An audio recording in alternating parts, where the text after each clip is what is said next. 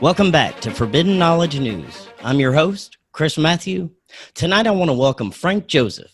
He was the editor-in-chief of Ancient American magazine from 1993 to 2007 and is the author of several books, including Before Atlantis, Advanced Civilizations of Prehistoric America, The Lost Civilization of Lemuria, The Lost Treasure of King Juba, and the book we will be discussing tonight, Military Encounters with Extraterrestrials, The Real War of the Worlds. Frank, welcome. How are you doing tonight? Thank you so much for inviting me, Chris. I'm doing fine. I hope everybody on your end is healthy and well as well. Yes, we're doing as best as we can, amongst the madness that we're experiencing. I've been looking forward to speaking with you tonight. Your book is an amazing comprehensive history of military and armed confrontations between humans and possibly extraterrestrials. And this was your first book about the UFO phenomenon, right? Yes, that's correct. I was very reluctant to write on such a subject. Matter of fact, I was even cautioned, maybe warned not to, because it would affect the rest of my other books that deal with archaeology mostly. And this was so far afield, some of my critics thought that it was not a good idea, but I decided to because of something that happened in 2018, and that was when the United States Navy finally made a very important disclosure about contacts between several of their pilots, more than several, dozens of their pilots and their ground personnel and ship personnel with what can only be described as vehicles not of this earth. And that encouraged me to go ahead and publish some of the terrific material I've been collecting for the previous 30 years. Now, based on the research you did for your book, what would you say is some of the earliest military encounters that you could come up with?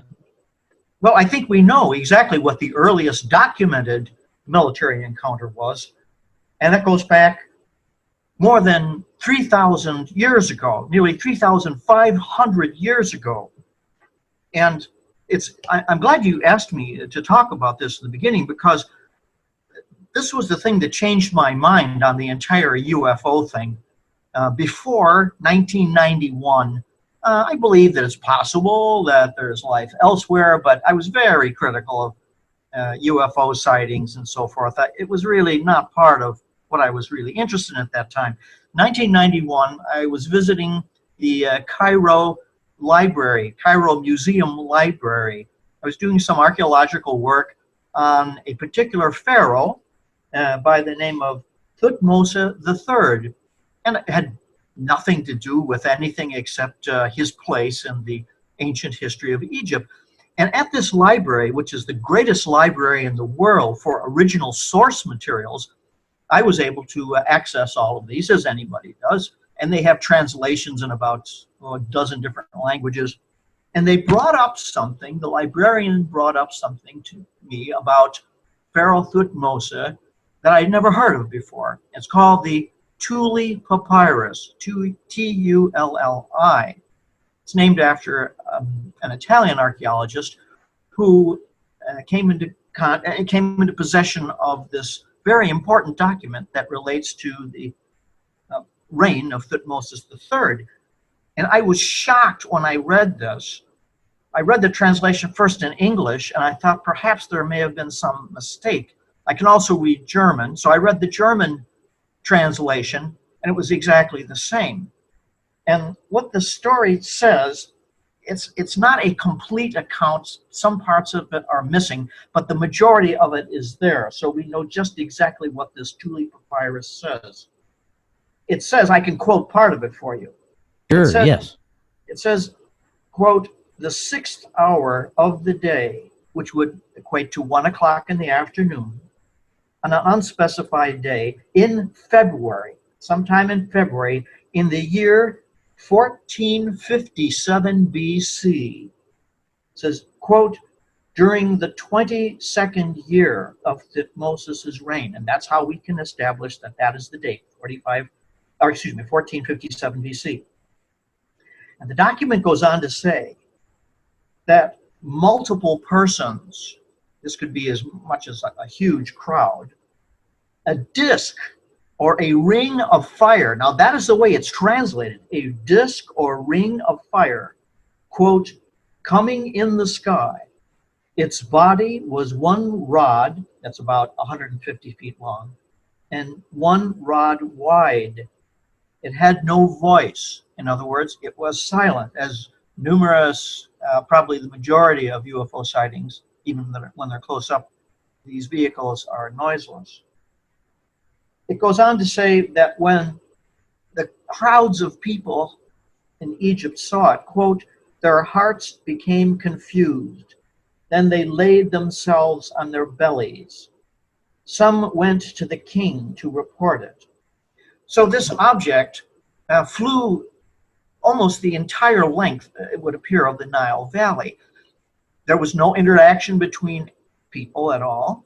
And this object, it cruised at a low altitude. We don't know how high, but it was low enough for the naked eye to perceive that it was a disk of fire, and it slowly vanished towards the north. Now, the next day, this object returned, only it was joined by an unspecified number of other rings of fire or disks of fire. And it was seen by what must have been many thousands of people.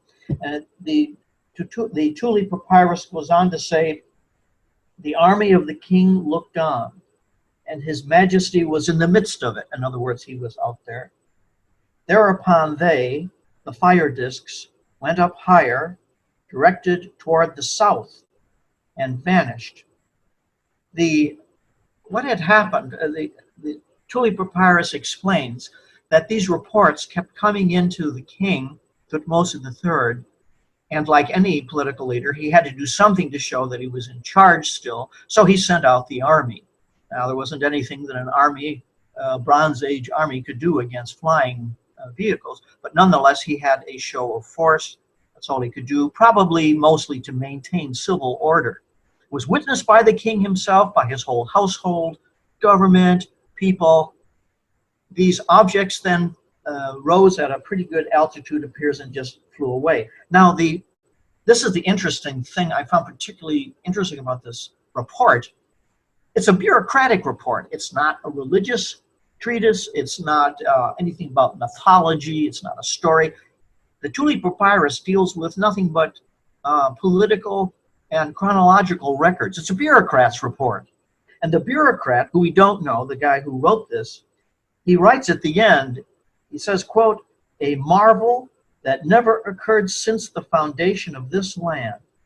And it was ordered that this event would be recorded for His Majesty in the annals of the House of Life to be remembered forever. Now, if you look at the rest of the Thule Papyrus, the scribe, the bureaucrat, never makes a personal statement like that. So he was mightily impressed. Now, this is the first documented confrontation, if you want to call it that, or observation by the military, the Egyptian army, which at that time was the superpower of the world. Under Thutmose III, Egypt was the foremost military, economic, and cultural phenomena on Earth. And we have an official document from the government at that time that explains this. Now, when the Thule Papyrus first came out, well, actually, before it came out, Thule himself, the Italian archaeologist, was so shocked by this account that he never disclosed it during his lifetime. It was in his private papers, and after he died, right after World War II, his family his family members were going through his personal papers, and they turned this over to the Egyptian Museum, and the Egyptian Museum translated it and published it. When it first came out, this was around 1950, it was finally released. Critics around the world refused to believe that there must be some mistake. And so Russian, German, and American archaeologists tore the Thule Papyrus apart to make sure that it was authentic. They had 3 separate translations. and the three translations are virtually identical. Since then, we've heard nothing about the Thule papyrus. It's not discussed at all. And yet there it is in the Egyptian Museum, and all the background information which I researched on it is correct. So we have a document that shows that this phenomena of UFOs goes back a very long time, probably much earlier, but this is the earliest documented account of its kind. That really changed my life because I began collecting materials afterwards for decades after, from 1991 all the way up until 2017, when I decided to finally publish them because of the U.S. Navy's disclosure.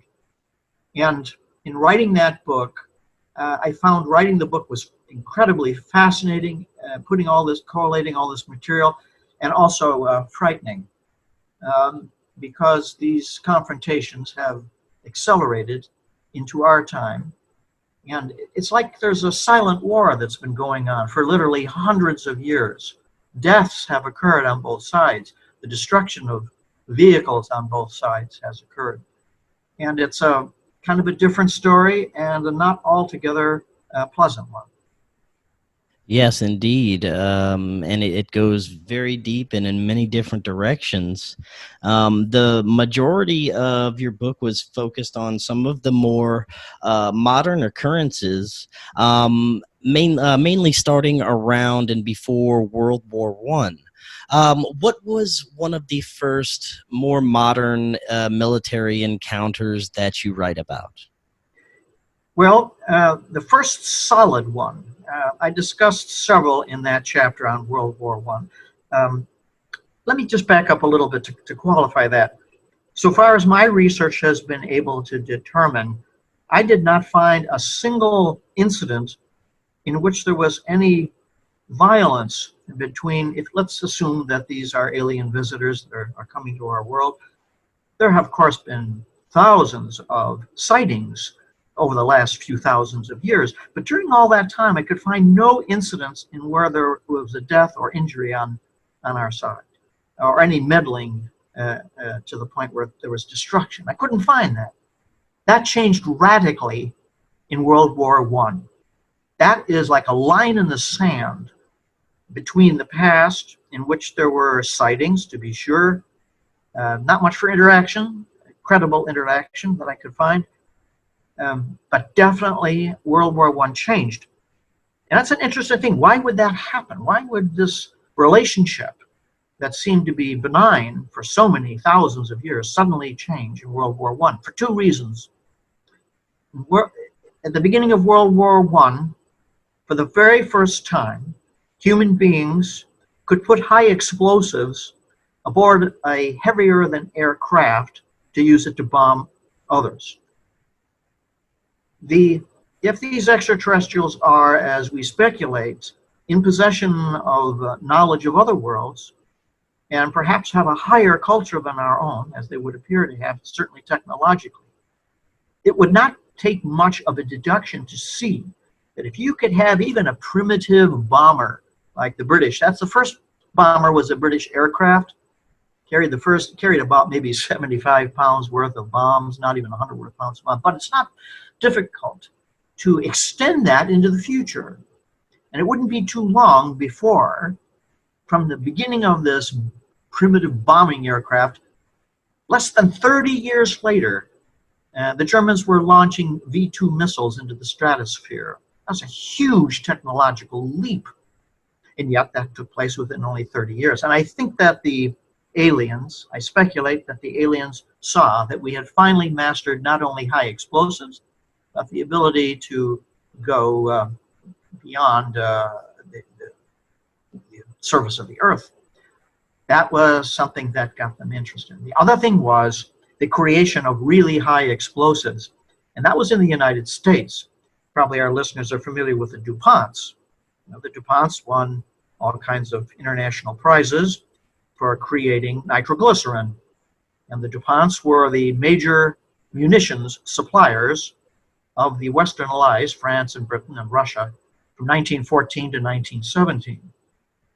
And it is at that time, in 1916, that some very peculiar activities began to take place, which are quite well documented. I got most of the documentation from the British, and I have, this is not speculation, this is not baseless.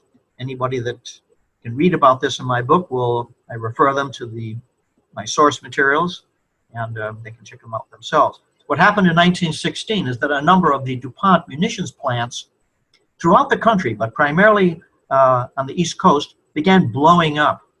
They were destroyed. Now you think, well, that's not quite so unusual. It's a long time ago. Places like that blew up all the time, right? Because they don't have the same kind of security we have today. That's wrong. Historically, the DuPonts had a superb security and safety record. The DuPonts are, of course, also the big suppliers of munitions to both sides of the Civil War, both the Union and the Confederates. Union won primarily because they had greater access to what the DuPonts had.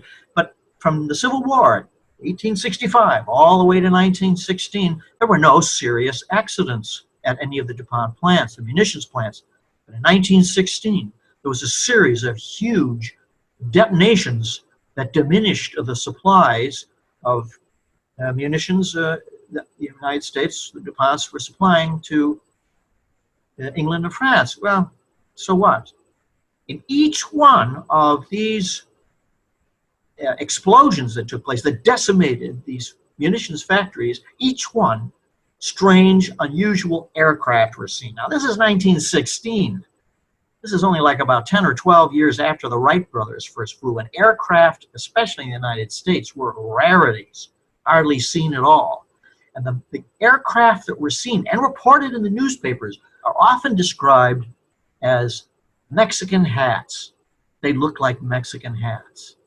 And in other words, they were flat, they were like disc-shaped at the bottom, and they had like a dome on the top.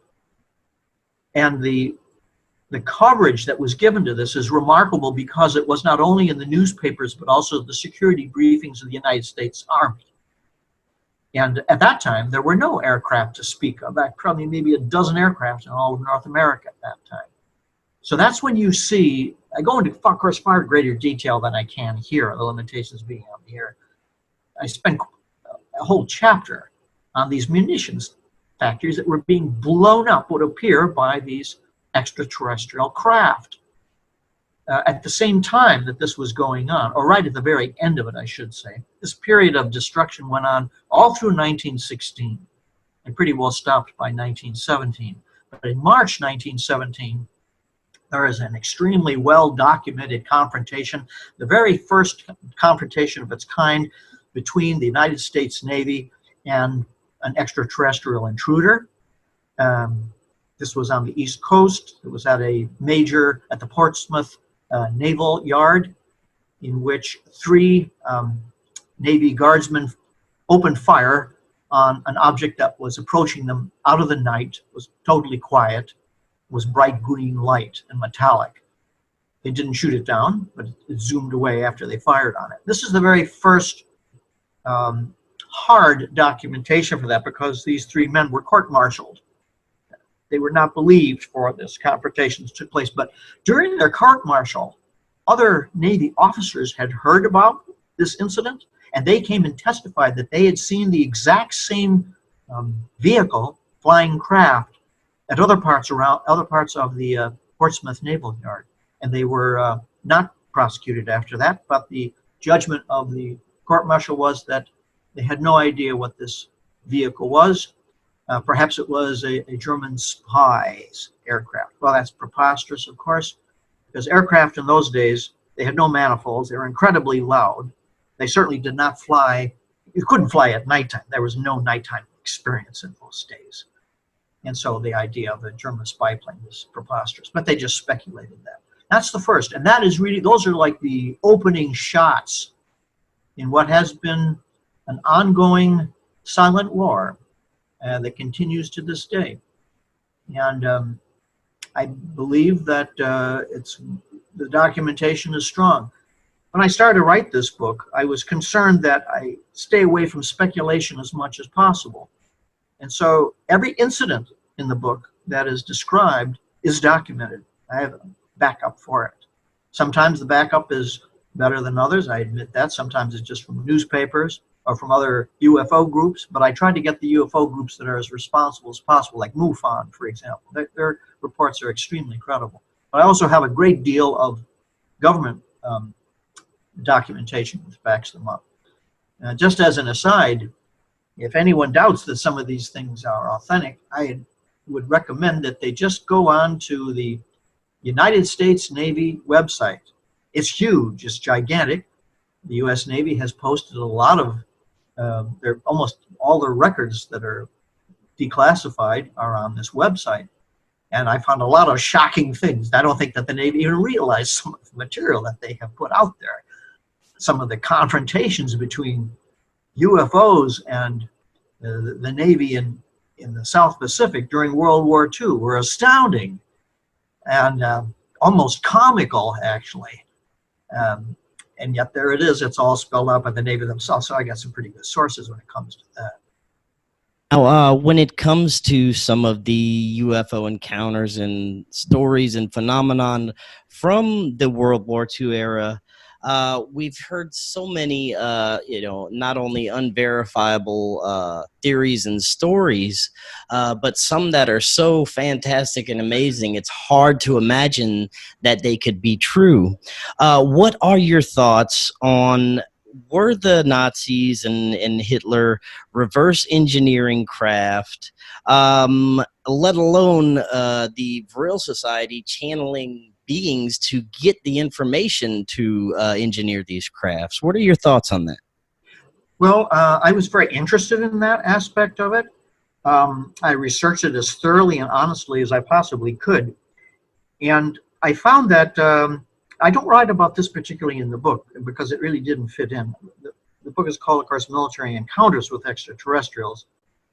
But I can tell you something that I didn't put in the book. I considered doing it, but it really didn't quite fit, but maybe it fits in with our conversation here. There was a highly verified incident that took place in early 1936 when a large oval-shaped, kind of like almost between an oval and a cigar, silvery-shaped craft crashed outside of Milan, Italy. And the fascist authorities were alerted to it immediately, and under the specific orders of Benito Mussolini, they arrested everybody in the area that saw this thing. What I mean by that's actually too strong a word. They were detained because the Italians and Mussolini himself believed that this craft that had crashed outside of Milan in 1936 was a secret weapon being tested by the British to spy on Italy. There was never any thought that this was from outer space. And so this object was warehoused in northern Italy. The people that were detained were very shortly allowed to leave later on. And there was not much secrecy imposed upon this thing. It was written up in several Italian newspapers. We don't know what this possibly is. But Mussolini was convinced that it had something to do with the British Royal Air Force. And so he had his top scientists examine this thing to back engineer it so that the Italian Air Force could have what the British had. And the scientists came back to Mussolini and said, we have no idea what this is. They didn't say it's from another world or anything like that. I said, this is definitely not British. It's not European. We have no idea what this is. We just do not know what it is. It took them quite a while to disassemble, and I guess they tried to reassemble part of it. In 1937, when Hitler visited Mussolini in a state visit, Mussolini told him about this object and said, we can't figure it out. Why don't you take it and have your scientists look at it? Maybe you can do it. Mussolini kind of changed his mind afterwards. He says, okay, your scientists can look at it, but it can't leave Italy. Okay. So Hitler sent some of the scientists down there, and the Germans had a completely different point of view on this thing. They looked at it and they said, we don't know what it is, but we're going to make it work anyway. And so the Germans worked on this all through the 1930s into the early 1940s, a very limited way. And they decided the only way this thing could be back engineered was to strap jets to it somehow. So they tried to put some jets on it, and they were not very successful with it. And so that is as far as the documentation goes. that the Germans devoted some real serious efforts to try to figure out what this thing was. They did not succeed. And the stories about them manning these superior Foo Fighters and all that, that seems to be unfounded. Things get bent out of shape and extended over time. There was one of the German scientists. The German and the Italian scientists worked very closely together on this. One of the scientists went to Canada right after World War II, and he worked for the Avro Company. And as soon as he showed up, the Avro Company said, "We know you're working on this flying saucer. We want you to make one for us too." And he said, "Well, we didn't get very far." But nonetheless, Avro had him do something called the Avro car. And you can look this up on YouTube, and it is a flying saucer, and it's designed by this same German scientist who was looking at these things. And it didn't perform very well. It was very unstable. So it has not been, they were not successfully back engineered. And stories about the Germans in Antarctica and all this, it's groundless.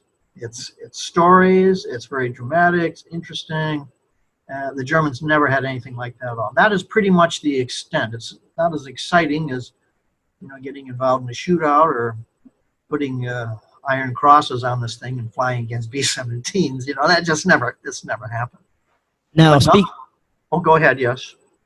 No, go ahead and finish if you had. Well, I just wanted to finish up by saying this is not to say that the Germans did not have more encounters with extraterrestrials. They definitely did. But then again, all the air forces of World War II, all of them had what was the Americans called Foo Fighters. These either luminous spheres or disks, which sometimes attacked their planes. The Germans had this too. There was a very famous event that I talk about where there was a female woman test pilot for the Luftwaffe. Her name is Hanna Reich, and she flew the first rocket-propelled aircraft. And during this was the Messerschmitt Me-163, and during a 1943 test of the Messerschmitt, the plane could exceed, could do like, 4 miles in 30 seconds or some incredible speed like that. She's flying this aircraft almost vertically when she reported that a glowing sphere-like object, a little bit bigger than her own aircraft, pulled up alongside and then shot past her. And this was not a woman that was given to fantasy. She was one of the greatest test pilots of all time. The Germans had other sightings, just as the Americans, the British, and the Japanese did. The Japanese had a bad confrontation at the very end of World War II in 1945 in Busan, which is in Korea. Some UFOs were sighted by the Japanese. They sent up some interceptor aircraft, and they lost one of their planes. They also did some damage. Apparently, they had 20-millimeter cannons on their aircraft, and they did apparently do some damage to these 2 UFOs that were skirting along. And one of the UFOs managed to down one of the Japanese planes. So it's one of the few occasions where there was a death involved. There were some. The Americans, the worst actually probably were the Americans. They had and this is beautifully, not beautifully, but it's accurately recorded. It was a B-17 bomber in 1943, late 1943, over France, that was set on fire by these things, and all men aboard it were killed. That's part of the U.S.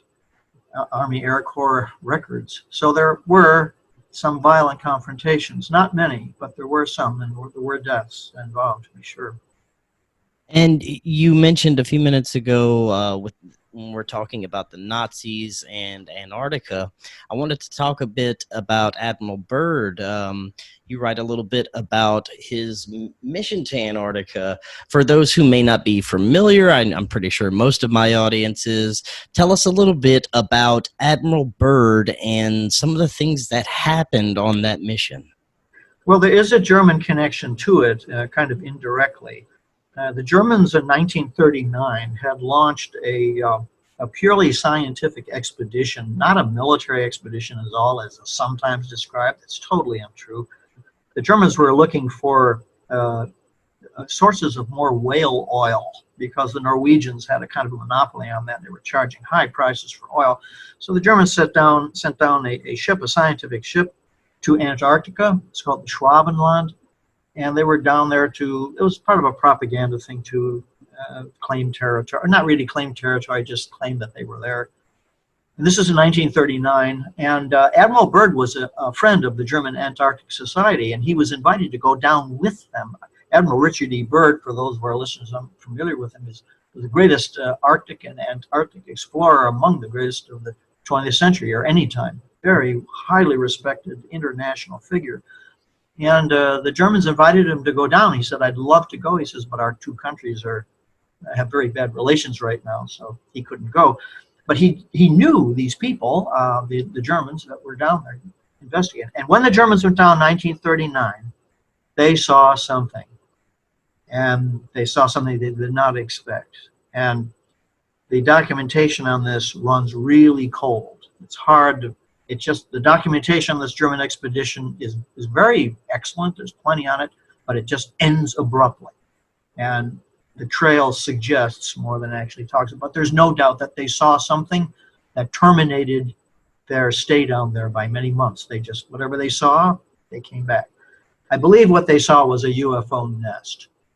And all the implications seem to point to that there were several that they stumbled upon, and they photographed it, and they shared that information with Admiral Byrd after World War II. Admiral Byrd then contacted his friend, James Forrestal, the Secretary of Defense, that they were buddies, and said, "We have to go down there and wipe them out," is basically what he said, that they're too dangerous. And America at that time had just won World War II. We were the supreme military power in the world. We thought we could do it. And so they launched Operation High Jump, an extremely expensive, huge military invasion. Imagine that, invading Antarctica, but that's what it was. It was not a scientific expedition. You don't send submarines, destroyers, aircraft carriers, flak vessels, communications vessel, a whole task force. It was known as Task Force 68. It was gigantic. And at a time, this is 1946, after World War II, disarmament is going on like crazy. The United States is destroying its weapons, taking them down. There's no need. There's no more enemies in the world because they're all dead. Even most of our allies are dead. So there was this huge rush for disarmament. And right in the middle of that, the United States brings up all this last of its huge military armor at sea. It was a military invasion, and Admiral Byrd said it was. He got in trouble for that, as a matter of fact. He was asked by a reporter, "Well, Admiral Byrd, what is the purpose of this expedition you're launching? Is it purely scientific?" "No," he said, "it's a military operation."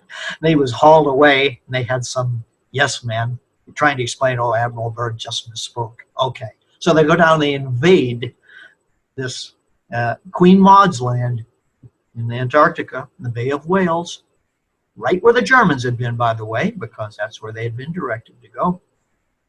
And they ran afoul of a force that was totally superior to anything they knew. The Task Force 68 was taken apart. Men were killed. Ships were sunk. Admiral Byrd lost half of his flying boat fleet was destroyed. They were supposed to go down there for 8 months. They left after less than 3. When the ships came back, they were in such bad shape that they couldn't even go back to Norfolk, Virginia, where they came from. They limped into Valparaiso, Chile for repairs. They were that bad off.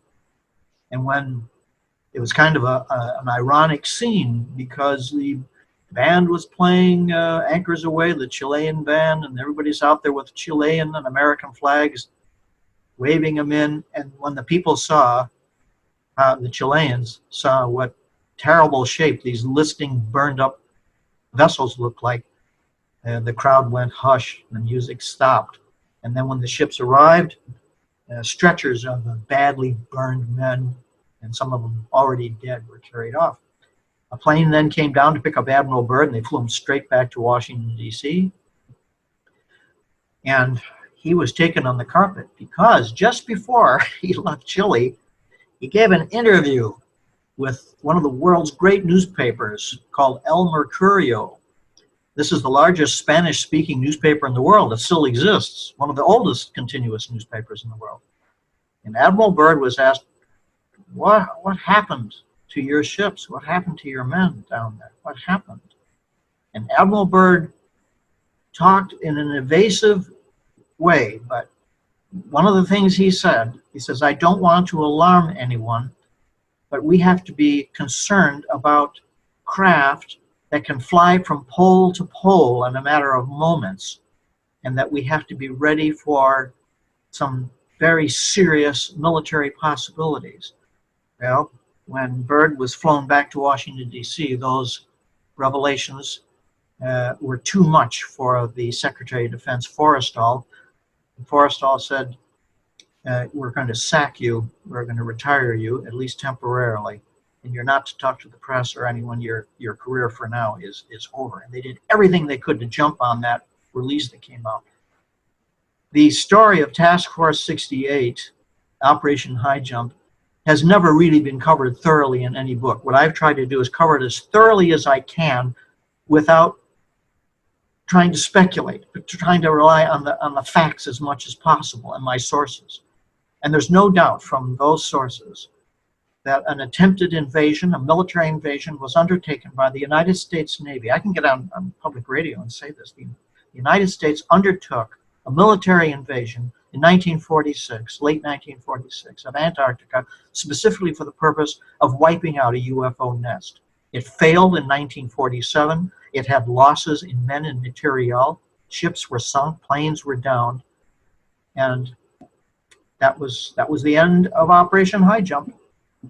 And to your knowledge, we didn't seek any type of retaliation against that basic ass whooping that we received? You bet we did. You have to consider it. This was right after World War II, and we were the toughest, the meanest, the best, and we really, especially the military, was really filled with terrific confidence. And this place turns out to be overconfidence. And we did. Admiral Byrd had been working with Forrestal. It was really Forrestal who came up with this idea. I hesitate to even talk about it because it's kind of complex, but I will try to summarize as best I can. Everybody's heard about Roswell, which took place, of course, in July that same year. Operation High Jump returned prematurely to the Americas, first Chile and then back to Norfolk, in February and in March and early April 1947. Very shortly thereafter, something happened called the Roswell Incident. And the Roswell Incident was nothing more than payback. We were going to get them for having humiliated our forces. And the way it was done was simple.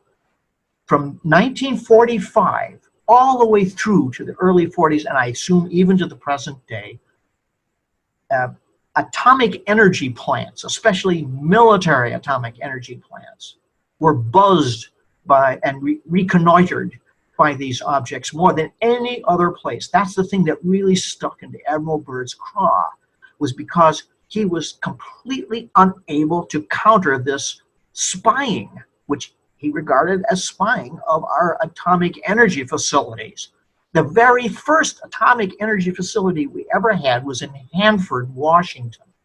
And the moment that that place began to produce plutonium, this is even before World War II ended, this is in February 1945, the very moment they began producing plutonium for the bombs that were going to be dropped on Hiroshima and Nagasaki, that's when these objects began to show up.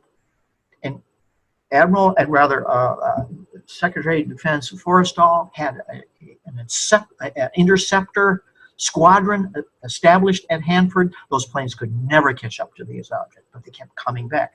And so Forrestal decided what we're going to do is we're going to advertise that we've got some, for them, for the aliens, we're going to advertise that we have a big atomic assembly going on. We're going to weaponize our B-29s. This is 1947. They're all going to be announced that they're going to be carrying atomic bombs. That ought to attract these little bastards. And by that time, by the way, by this time, 1946, 1947, they knew that these craft were not run by Germans, that they were run by somebody from some other place. And so that's what they did. Very few people have realized that Roswell, at the same time, 1947, of the Roswell Incident, was the center for the largest and actually the first atomic bomber squadron in the world. That's because Forrestal did that on purpose. He knew he couldn't shoot these things down with conventional weapons. That was impossible. They were not vulnerable to our artillery. Our aircraft could not reach them, as was proved at Antarctica during Operation High Jump. But what he did is he set up a radar array, low-frequency radar array that was right over Roswell Field. In other words, he had like about four different low-frequency radars, and he set up their beams as a kind of a cat's cradle, an invisible cat's cradle, so that when these objects showed up, and sure enough they showed up, they flew right into that invisible cat's cradle they didn't see. The equivalent of flying through this field that was set up, this low frequency field, would be like flying into a microwave oven. And that's exactly what happened to their craft. These two saucers that intercepted Roswell Field in early July 1947, their interiors became, in effect, microwave ovens. Even earlier than that, I think as early as late 1946, these radars were used by Air Force personnel to shoot down ducks. They could actually cook ducks in mid-air. They were able to fry in the air so many ducks that they would take them into a local diner, and they would say, "Can you dress these ducks up?" And everybody had lots of ducks. So this was well known. This was not anything new that Forrestal had invented. And this is not speculation, because the bodies that were taken out of these vehicles and the autopsy reports are available. They are authentic. They're not faked up. The autopsy reports and the man in charge of the autopsy, whose name escapes me at the moment, it's in the book, all describe these little corpses that they found as being cooked. They all had brown skin, so they've been subjected to some high temperature, some sudden high temperature. So that's what happened. Roswell was comeback for Operation High Jump. That was still not the end of it, because we could not put an end to the little buggers in Antarctica. And the story gets so incredibly bizarre. Hardly anybody knows this either, but there was an operation that was undertaken to, get this, an operation between the United States and the Soviet Union. This is at the height of the Cold War, listeners. This is in the mid-1950s, and in the early 1960s, we were supposedly at each other's throats. The United States Air Force and the Soviet Air Force teamed up, guess what, to drop not one, but two highly radioactive atomic air blasts over Antarctica. Not even only Antarctica, which is a huge continent, but over Queen Maud Land, the same area where all this had taken place, Operation High Jump, and the Germans. Oh, wow, yeah. So this has been going on, it's extremely hush-hush, but the paper trail, some of it, a lot of it, is there, but you have to dig it out, and that's my job. My background is in journalism. I'm not a UFO specialist. That was another reason why I hesitated to write this book. I'm not a ufologist. I know far less than these other people that are investigating this all this time. What I've done, I just took these reports and I threw out most of them because they weren't good enough. They weren't convincing enough. And I kept only the credible ones. And the credible ones themselves are incredible. It's so bizarre. But it's happening. There have been this war that I talk about, this silent war, is really a number of skirmishes that have gone on from World War I all the way to the present day. And why the aliens could wipe us out at any moment. What they could do, if they really wanted to wipe us out, wouldn't be by attacking us like in the movie War of the Worlds, which is a pretty cool thing, but it's rather clunky. The way they would wipe us out, And I'm not saying that it's being done now, but the way they would wipe us out is by just simply dropping a pathogen from another world. And that's the way you get rid of human beings. But they haven't done that. Or maybe they haven't, unless this COVID-19 is something, who knows? But I don't think that's what it is. So why I don't have answers to any of this, by the way. I have only questions still. I wrote this whole book. I'm not an expert. I don't know anything about it at all. All I know is what the documents show. And the documents show that before World War I, we got along with the aliens pretty good. They'd show up, they'd be seen, they might even abduct people from time to time, who knows, but there was no military confrontations. But from 1916 on to this time, there have been. And there have been some, and I've talked about this in the book, there have been some hellacious battles between UFOs and the Soviets. Bad stuff. A lot of men killed. Very interesting. Now, moving a little bit forward in history, you mentioned encounters during the Cold War. Talk about any encounters you might have researched in the 50s, 60s, and 70s, during the Korean War, Vietnam, any profound encounters that you could tell us about? That's a good point you bring up, because during the interwar periods, there seems to be very little or next to no confrontations. I found really only one you could call a military confrontation between 1918 and 1939. There was a flight of British fighters that had all of a sudden they just lost power and they were about to crash when they regained power. So that's a possible confrontation. But these confrontations usually take place when our wars are going on. And during the Korean War, there were dozens or hundreds of incidents. I couldn't even recall. You could write a whole book on the military confrontations with extraterrestrials between 1950 and 1953. But there's one that really is outstanding. It's outstanding not only because it's so strange, but because the documentation is impeccable. The man who gave this information was an eyewitness. There's no doubt on his back, checking on him, that he is the real thing. And this involved a sighting in which there were a number of U.S. infantrymen stationed along a mountain ridge. Very common situation back there this was in 1952, I believe, if I'm not mistaken. It's described in the book. And they're just waiting for the enemy to show up, the same old thing. When they see this large object sort of crawling over the hill, just low over the hill, and they have no idea what it is, but of course, like military men everywhere, if they don't know what it is, it's got to be the enemy, right? I mean, they're not thinking, oh, look at that craft from outer space. Nobody ever gave any thought to it.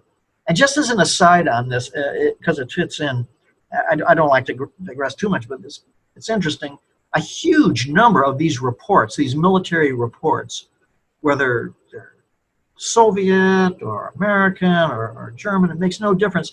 When these things are first seen, these saucers or craft, they're almost immediately regarded as the enemy. They never think, oh, that's from some other planet or some other dimension. When the Germans saw these things, oh, that's American technology. The Americans see it, oh, that's German technology. And the same thing in the Korean War. So these American GIs are on this ridge, and they see this bright green, incredibly green object coming down, and they don't know what it's sort of coming towards them, but it doesn't seem threatening. So they open fire on it. Well, naturally, you're in a military situation. Well, whatever this thing was, it didn't take very kindly to that, because it was able to burn some men very badly. Some men were badly burned, and the men panicked. And they had an underground bunker, and they all jammed themselves into this bunker. And after this incident, a number of them were found to be very ill. None of them died, luckily. And they suffered burns and so forth. And this was a straightforward account by this corporal and his comrades, and he even had some of his own colleagues back this up, that this object it was rather large. It was about 20 feet in diameter, kind of like a glowing beach ball out of metal. And it retaliated and hurt these men. They were all hospitalized. They were all decommissioned after that. I think that's one I think that stands out from the Korean War. What about any from the Vietnam era that stand out for you? Lots from the Vietnam era. Yeah, maybe just a couple of really, good examples. One that I thought was particularly interesting was that from the United States Marines, they were to occupy a village as a common practice. And they came to this village, and there was no one in it at all. The village was completely deserted, and I thought, well, that's not so strange in itself either. And they marched up a hill not too far away, and there were all the villagers, and they were all dead. So they assumed that they had been massacred by the Viet Cong. It turns out that they had all been burned to death. And so while the Marines are trying to figure out, well, they've never seen anything quite like this before, the Viet Cong attacked them. And so the Marines withdrew because they were very badly outnumbered. They withdrew to a mountainside. And while this is one of the few times it would appear that the aliens ever took sides. So the Marines are withdrawing, and the Viet Cong are attacking up the mountainside. A large sphere appeared, very large sphere appeared, and all of the Viet Cong were killed. They were all killed, burned identically the same as the villagers had been burned. And this incident took place within just moments. The men's weapons were twisted and virtually melted. So the Marines were, that's one of the few instances where the Marines were actually saved, it would appear, by the intervention of this extraterrestrial vehicle. The most outstanding single event, which was witnessed by hundreds, maybe thousands of men, it's possible, was the Hobart event. That was, I believe, in 1969 or 68. The Hobart was an Australian destroyer in the Gulf of Tonkin. It's on patrol. And its radar picked up a number of these unidentifiable flying objects coming from Vietnam, but they were flying at an incredible speed, and the maneuvers were just impossible. And the Hobart was fired upon by these objects. They tried to return, the Australians tried to return fire, could not, because these objects were traveling at such incredible speed, you could not track them. Some aircraft were lost. And then that incident, the commanding officer, not the Australian commanding officer, he said nothing, but the U.S. Navy commanding officer in that area described these objects as completely unearthly, had no contact with anything with Vietnam. It certainly were not ours, and they were very aggressive and had damaged the ship and had also downed a number of aircraft. There's a lot of there were a lot of men on these patrol boats that saw things. They would go deep into the Vietnamese jungle. The thing that I think that distinguished Vietnam more than any other previous conflict involving UFOs was the mutilization that went on. There were several incidents in which Americans were badly mutilated, killed, and it was thought that the North Vietnamese had done this. Turns out that the North Vietnamese, the Viet Cong, had never been in these areas where these men had so badly mutilated. The worst incident of that was in a report called the Grudge Report. And I went through a lot of difficulty getting a copy of that. I got the complete copy of the Grudge Report. I had to go to Canada to get that thing. Now I've got copies in the United States. And the Grudge Report tells about a B-52 that went missing in Cambodia. And so some Green Beret type specialist, it was not the Green Beret, specialized unit, of course, committed international violation of law. And they went into the Cambodian jungle and they found the B-52. And they said it was so bizarre because the B-52 was in almost pristine condition, was sitting in the middle of the jungle. There was no indication that this aircraft had landed. It couldn't land. the jungle was so thick, and here's this, it's not even in the clearing, here's this B-52 sitting in the middle of this Cambodian jungle. And so they went into the jungle and they found this thing and they investigated. They went into the aircraft and they found that all its bombs were on board still, its ammunition, everything. And the crew was there. The crew was all dead and they had all been badly mutilated, very badly mutilated. And so no one could figure out how that had been. But then there were a number of associated sightings of vehicles immediately before this vehicle disappeared. The Grudge Report states also that this area was so remote that not even guerrillas or rebels knew about it. It was almost inaccessible.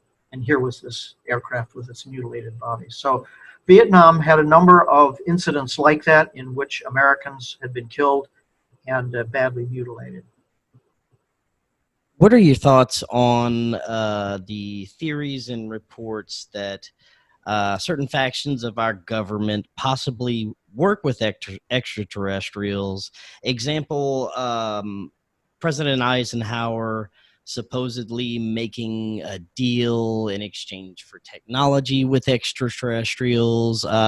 Give us your thoughts on that.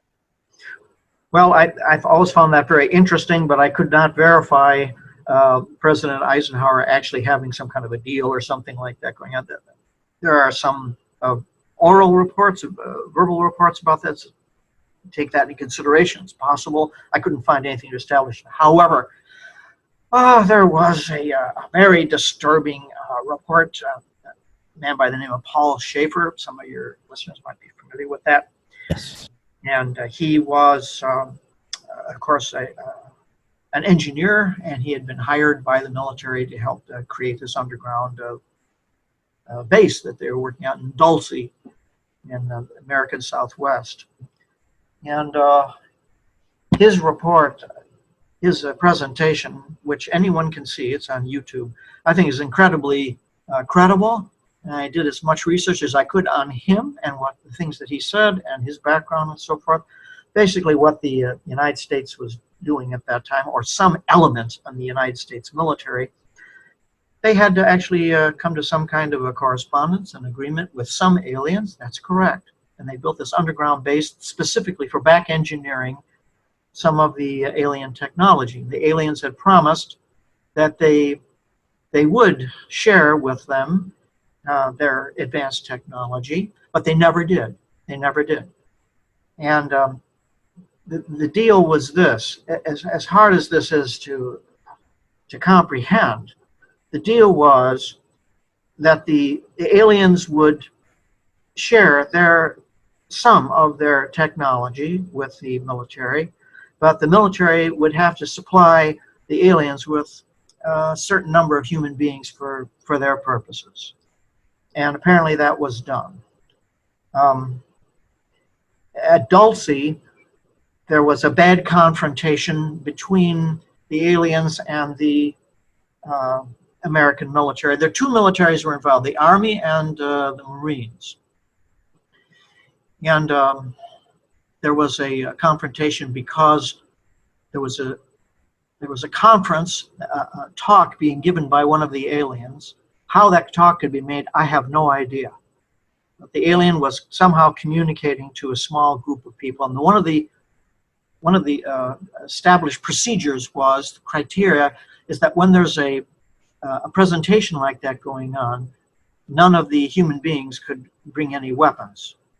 Could not have any. So this Marine walked in, and he forgot, and he left his sidearm on.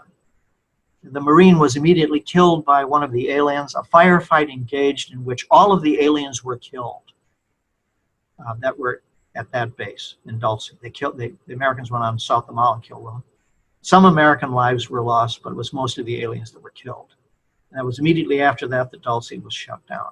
Now that story, which is mind-blowing, unfortunately has a great deal of validity to it, because Mr. Schaefer, shortly after making this disclosure, was tortured to death, was himself tortured to death.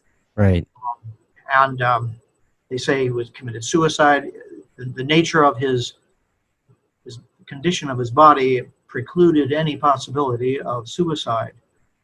Who did this to him, how this happened, who knows? But the very nature of his passing lends terrific credibility to what he shared with us. And if this was the only such incident, I would not have really pursued it, I don't think, except that the Soviets had also a similar situation in which the aliens had volunteered to share their technology with the Soviets, but they never did. They always spoke evasively and made promises, and meanwhile, the Soviets, like the Americans, would provide them with certain human beings for whatever purposes they needed them for. Now, didn't Eisenhower threaten to basically raid a base in New Mexico to gain access to some information? I've heard about that. I've not been able to verify it. I don't know that that actually happened. There is some indication that there was something like that going on after Eisenhower's time. A story which, again, I hesitate because it begs the imagination, was that Richard Nixon was a close friend of the entertainer Jackie Gleason. And Jackie Gleason, they were both golf buddies, and they were pretty close. And Jackie Gleason was taken by Richard Nixon to see some of these vehicles at a secret base, and to see some of the aliens that had been saved from that firefight and were put in pickle jars, as it were, formaldehyde. And that really changed Jackie Gleason's life. It really just, it drove him to the point of almost to madness.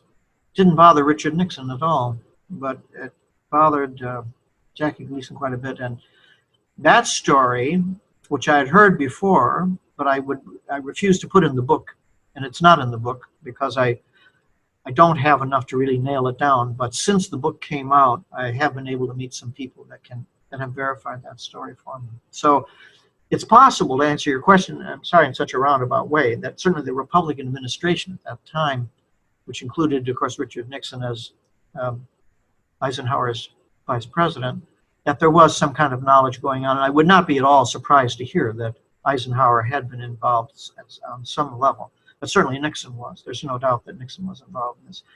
The reason why we are not able to back engineer alien technology, we have possibly back engineered some, a little bit, but not most of it, is because their technology is not only totally unlike ours, it doesn't really bear any resemblance to anything we can understand. What I mean by that is the vast majority of UFOs, credible UFO crashes that have been examined, have found these vehicles to be virtually empty, hollow shells. They have seats in them. They may have a few, not even dials, just hardly anything. They're barren. They're like the inside of a shell. And that speculation is the reason why these things are able to operate. There's no visible means of propulsion. How is that possible? No visible means of propulsion. They don't make any noise. That's because it's conceivable that these craft are completely controlled by the mental powers of these beings. The beings are often shown as the grays with these enormous heads. Well, those enormous heads may contain the intellectual capacities to master things that we can't even dream of. Our own human brains, we only use what they say about 10% of our own intellectual capacities. Imagine a human being that could master 100% of his intellectual capacities, his potential, his mental potential, as 100% would be godlike, beyond anything we can imagine. Well, perhaps these creatures have reached some levels of that. And that would explain why their vehicles are really just hollow shells. They're like rowboats. And their propulsion, in other words, they're able to bend time, is what it appears to be, comes entirely from their own mental capabilities. Many UFOs, many of them, even those are being filmed today, they seem to just phase in and fade out. They don't fly away. They don't fly into view all the time. Many times they will just appear and then disappear. And that's because they're folding time. They're creating vortices, as it were. Like, for example, if you stir the water, you can see a vortice begin to develop. Maybe they can do the same thing with space, and they can bend time. And that's possibly what they are. They're time travelers. They might be time. That's a possibility. But that helps to explain why their vehicles are so barren, because they are really controlled by their own mental capacities. Now, to close out tonight, I'd like to get your thoughts on some of the things that are happening right now with disclosure, mainly the TTSA and some of the players involved there. Me, personally, I think the whole thing screams disinformation, but that could just be me. I'd like to get your thoughts on it. Well, I can understand your skepticism, because the United States especially has had a very poor track record of disclosure. But there have been, over the years, even from the 1940s right through to this present time, there have been quite a large number of U.S. Air Force, Navy, and Marine officers, sometimes high-ranking officers, that have spoken out on behalf of this. Yes. Not officially. They can't do that officially. So I would like to think that the disclosures that began coming out in 1918 are authentic, that they do promise greater disclosure in the future. The pilots, the Navy pilots that have been allowed to make their disclosures, I think, are certainly telling the truth. They call them the TikTok and so forth that they've tracked. So I would like to be on the positive side. I don't know. You might be right. I might be wrong about that. But it's got to the point now, especially because everybody has cell phones, they can take pictures everywhere. The documentation on UFOs is just huge now. It's never been overflowing. I mean, these films or these images are being taken by average persons around the world. Ordinary people have nothing, no agendas of their own. They're not all involved in CGI. And a great number, maybe even the majority of these videos that are surfacing now are extremely impressive. So you can't keep a lid on it anymore. I think the technology being available, coming available to the average person now, and documenting these events is beyond the power of any government to control. You just can't control it. So I would like to think, I hope, that there is this period of disclosure going on. What concerns me is not the disclosure so much. What truly concerns me is the continued military aggressiveness of our species, something perhaps we can't control. And I think what has started this undeclared war is the concern of the extraterrestrials about us putting atomic weapons beyond our own planet. That when we are a threat to the galactic neighborhood, that's what concerns me. Not that they will land and want to share their technology or whatever with us. I think that if there's going to be a war in the future, we could very well become extinct because of it. And that's what bothers me. Very well said. And Frank, thank you so much for coming on tonight. Fascinating information. And for those that would like to find out about more of your books, where can they go? Any website, social media, anything like that? Well, they can't go to their bookstores anymore. So the best place to get Military Encounters with Extraterrestrials is still Amazon.com. And I would be hopeful that someday I can write a sequel to this. But right now, I'm contented to discuss these things with you. And I'm very grateful for the opportunity to Forbidden Knowledge News to talk about these things freely tonight. Well, thank you again, Frank. And we will definitely be having you back on in the future to discuss some more. Thank you much. We'll see you then.